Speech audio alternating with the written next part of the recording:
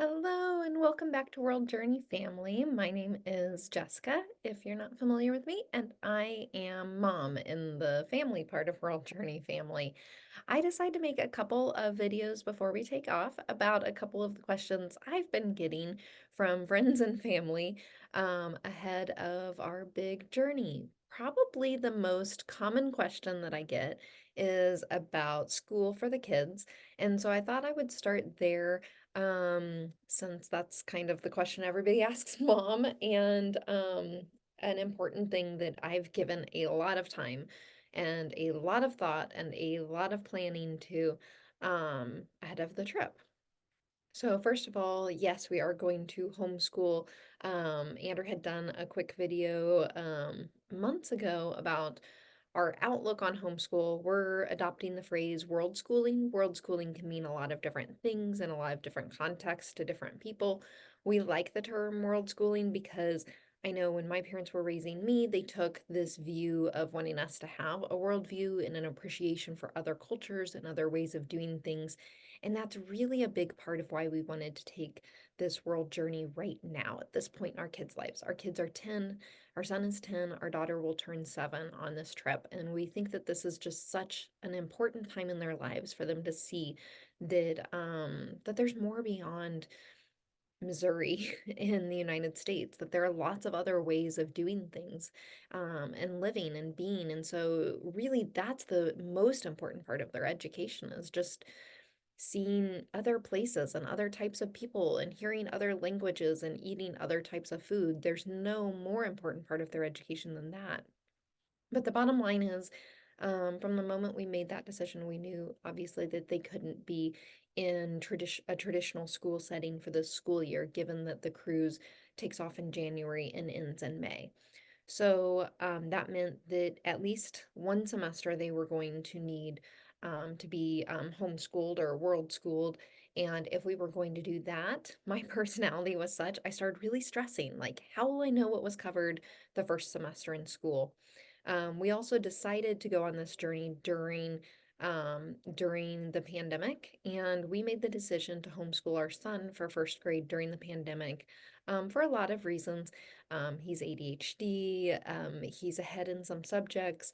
The bottom line is he was the type of personality that I had serious concerns about him sitting and doing virtual learning. I know a lot of kids did remarkably well, and there were a lot of kids who didn't. And so we, with the help of several amazing friends who had been homeschooling for years, I reached out to basically anyone I remotely knew, even if I didn't know them that well, who had ever homeschooled, and got tips from a neighbor, got tips from a friend from church, got tips from a friend uh, who I had um, who I had known through a couple other places, and they just gave me like so many great tips, and I was able to survive a year of homeschooling. And so I kind of had this thought of, well, if I survived that year, I can survive doing this again. And so actually my son quite thrived. And so this year I am now homeschooling my daughter for first grade, so the same grade that my son was in when we homeschooled him, and my son for fourth grade, technically. And so we start in July in Missouri. The homeschool year starts in July. And so we start accumulating hours basically the first day that we could. And I pushed them basically to get through as much curriculum work as we could the first half of the year without burning them out was the goal. To be honest, sometimes we've had to take breaks when I didn't really anticipate taking breaks. I didn't anticipate taking a break the last week or two, but it's been a lot with trying to get ready, and so we've taken kind of a break. Um, well, we've gotten a lot of the traditional book work done um, during the first half of the year, definitely more than if we were just doing normal homeschooling. So, what do we do the second half of the year? Here is kind of our plan. I the big thing, so this was what we did when we traveled in the summer and fall. If you've watched our YouTube channel, Andrew hasn't made videos for everywhere we've gone, but we've made some. So everywhere we've gone, we've done some work samples even at home, but the kids helped me make this fun binder. They chose the little clip art that went on here for different places that we went.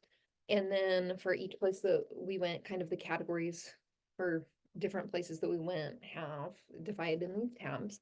And then before we went to each place, I gathered things usually from teachers pay teachers. I don't have the example here, but like sometimes I would write sentences that Parker did a little bit of copy work. I don't personally like a lot of copy work. Some homeschoolers do, but a little bit writing out key sentences or practicing some grammar, a little bit of like practicing punctuation, like in capitalization for her, especially in first grade. But then a lot of it was things from teachers pay teachers or from um, like tearing out of workbooks or Chat GPT. I'm going to show you a couple of examples of things that have been in there that they've done this semester. So like this was in the Dominican Republic. This was from Teachers Pay Teachers. So this was Ollie. A couple of things I found both of them have been able to do, and it's just required more help for my daughter since she's a lot younger. But you can see like he was able to like color, read that, and this. And so you can see it was very minimal planning on my part. Usually these things, some of them have been free. A lot of them are between $1 and $5. I don't think I've ever really paid more than $5 for something, except a couple of things for Africa and South America where they're huge packets, and we'll be able to do them. Like I think I paid like between $7 and $10 for each of those, but I'll be able to do them throughout the whole continent while we travel. Um, but most like a ton of this teacher pay teacher stuff has actually been um, $1 or less. So yeah, this type of thing has been really, really good. And especially like this one in particular, I think was one that both kids did, and I just happened to pull Ollie's because it's a little bit neater coloring since he's a little bit older. And he can write his answers himself, whereas we give Parker a lot more help. This was in Bermuda. These I tend to assign to our 7-year-old, and then my 10-year-old, like basically, if he has time, he can do. But these really simple ones where it just teaches her kind of some of the super basic things about the country. And so it's not anything real fancy, but at least she gets some exposure to the country. And we'll have her do this like the day before, these sort of things like the day before we go, so that when we go to visit, she has a little bit of background. This was for Cayman Islands, and so he like read about crocodiles. He's into that sort of thing. I think my daughter read about um a blue iguana, and then on the back there are some reading comprehension questions. Actually for these, I think what I did is I looked at like the Missouri State Learning Standards to get like what kinds of things they're supposed to be learning as far as and sometimes I try, no, not for this one, but sometimes when I'm creating reading comprehension questions, I like go to the Missouri State Learning Standards, see kind of the type of things that they're supposed to be learning. Like if they're supposed to be learning similes, I'll tell ChatGPT to work a simile in here. And then I'll ask their reading comprehension question to identify where in the story they found a simile or something like that. So that's a little bit of a way to kind of make sure that I'm sort of teaching to standards, but really we're more doing the place-based, like make sure that you're having fun and learning about where you're visiting. And then what's really cool is I, of course, know where we're going. And so, for instance, in the Cayman Islands, I knew that we were going to a turtle place, but there were also other things there. And so when they, when we were there, there was some stuff related to the blue iguana, or, to the iguanas, and they had signs about like, don't feed the green iguanas. And so then my daughter, I was like, tell your aunt who was with us like about the iguanas, and so then she was able to like play tour guide. My son, a lot of his are related to history, and so he's able to play tour guide, which he loves, and so we do a lot of that. Even with math, I've done a lot of times.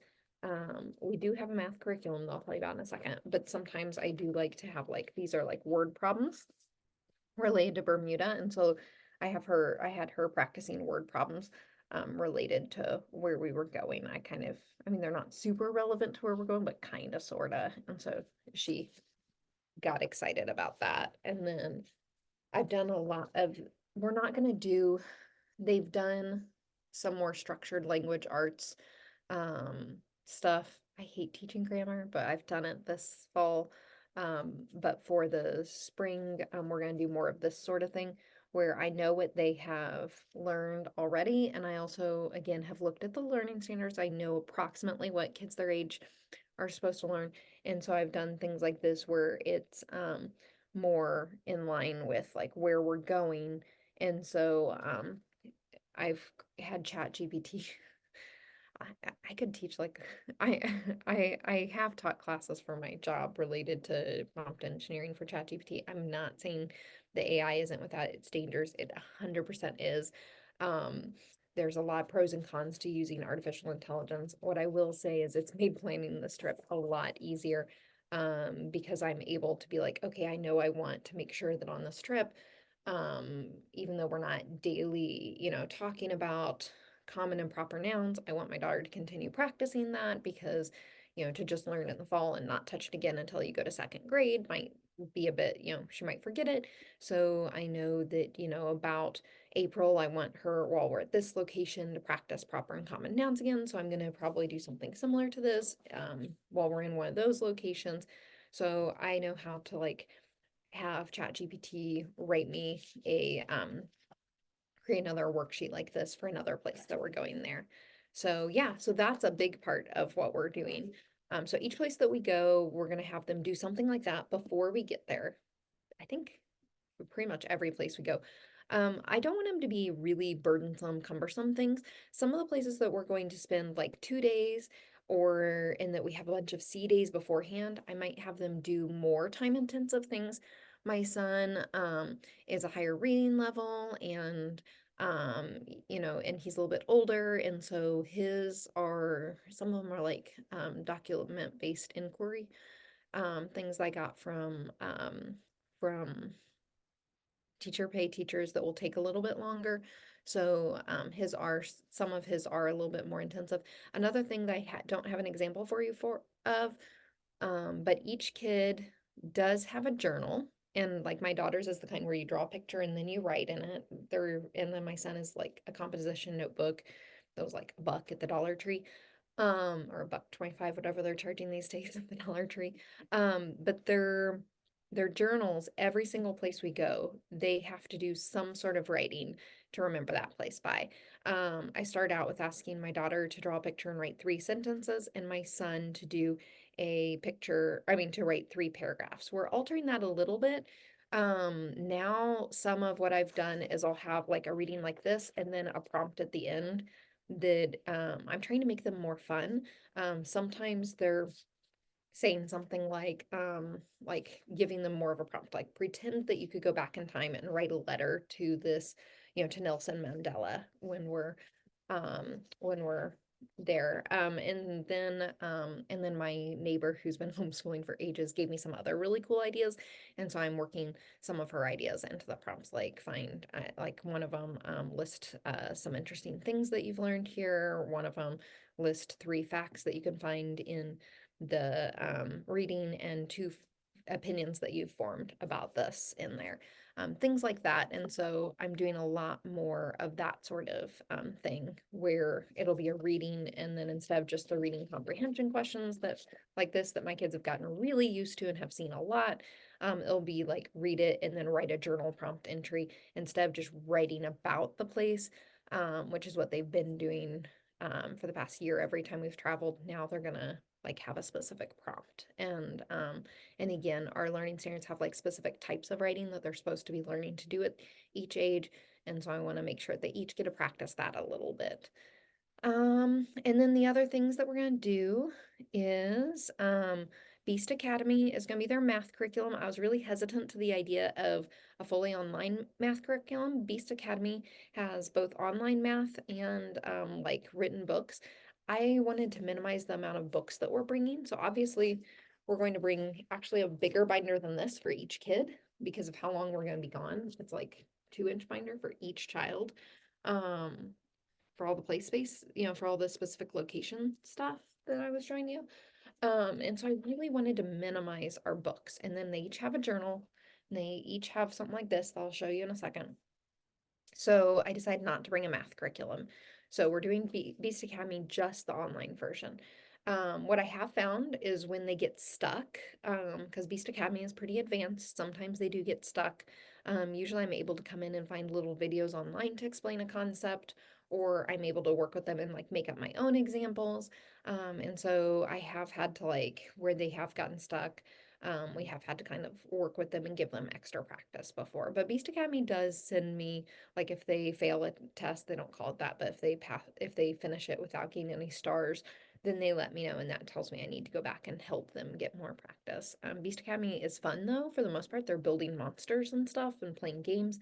And so they both really like Beast Academy and are very excited for that to be their primary math curriculum. This fall though, I've let them do that as like their extra math, and then their primary math this fall has been Good and Beautiful, like hand like written one. And they haven't appreciated that because they've been excited to get to where they just get to do Beast Academy.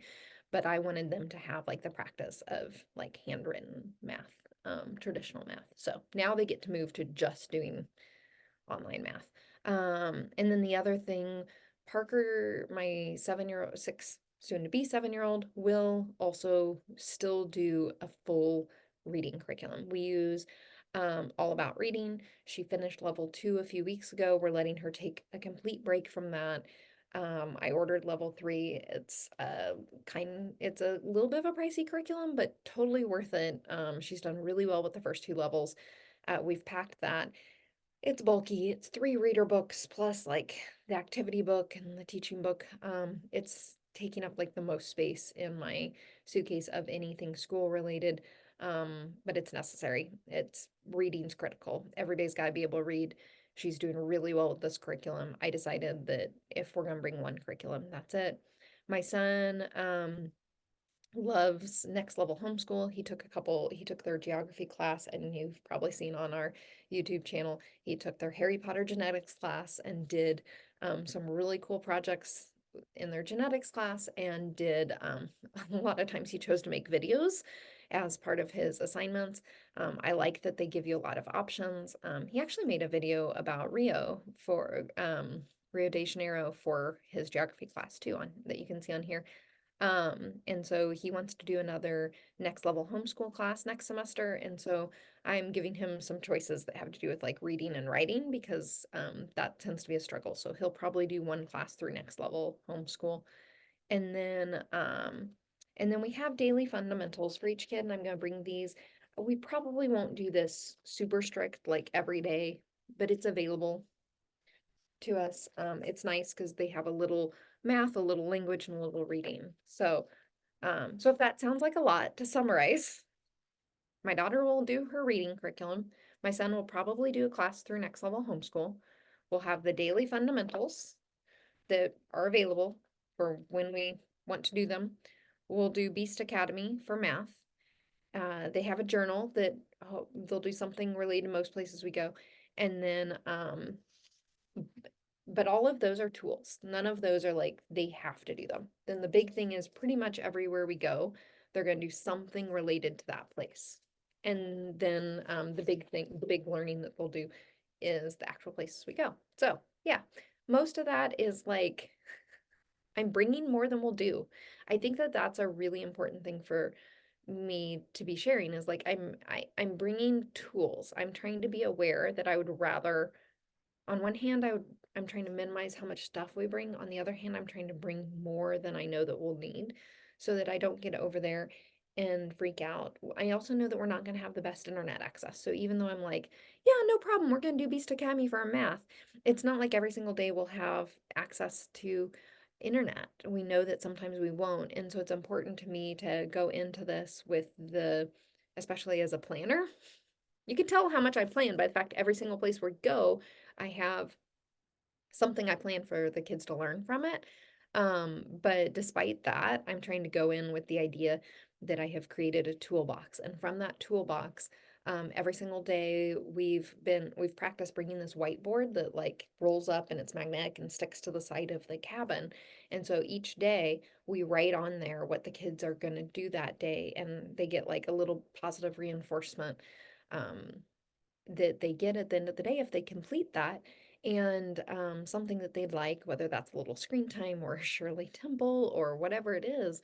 And they, um, and so basically, I'm just like trying to bring this buffet of options that we as parents can choose each day. What are our priorities? Okay, they haven't done math in a couple of days, so we really need to and we have good internet today, so we really want to prioritize them gain some Beast Academy in. Oh, tomorrow we're going here, so we really need to prioritize today getting that reading comprehension today.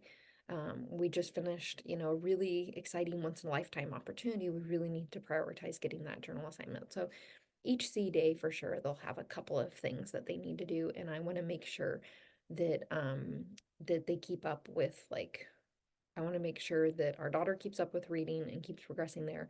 My son keeps up with writing because that's his growth edge, and that they both keep up with math. Those are top priorities. They're going to get some science in when we're going and seeing caves and out on the ocean and seeing all these animals. And they're going to get in social studies when we're seeing all these different countries. But it's really the math and the reading for my daughter and writing for my son that I'm going to have to be really intentional about. So if you have more questions about how we plan to homeschool or world school our kiddos, please share them. And of course, I plan to do some sort of update video in a couple of months and let you know how it's going, because um, I'm not naive. I know that at some point nothing is going to go as planned. So we will we will update you for sure about how this is going while we live in a teeny tiny cabin together. Um, so yeah, let me know your questions. Happy to share. We aren't saying that we do this perfectly by any stretch of the imagination. I'll also say that while we followed videos of other people cruising with children, there aren't a lot of videos. Part of the reason we're doing this is because there aren't a ton of videos of other people who have gone on world cruises with kids. There was a family last year that we followed as closely as we could, and they made some videos about the homeschooling part of it, but like we really wanted to we're we're gathering like a little bit of information from what we saw they did, a little bit of information from lots of homeschooling families. Um, but but I'm by no stretch of the imagination saying that we're an expert on this. We've only homeschooled for a year during the pandemic and then the last 6 months. So we're still very much so learning. So feel free also to share, in addition to your questions, if you have any tips for us. We're seriously open to those as well. So thank you. And keep traveling, folks, and keep learning from the world around us.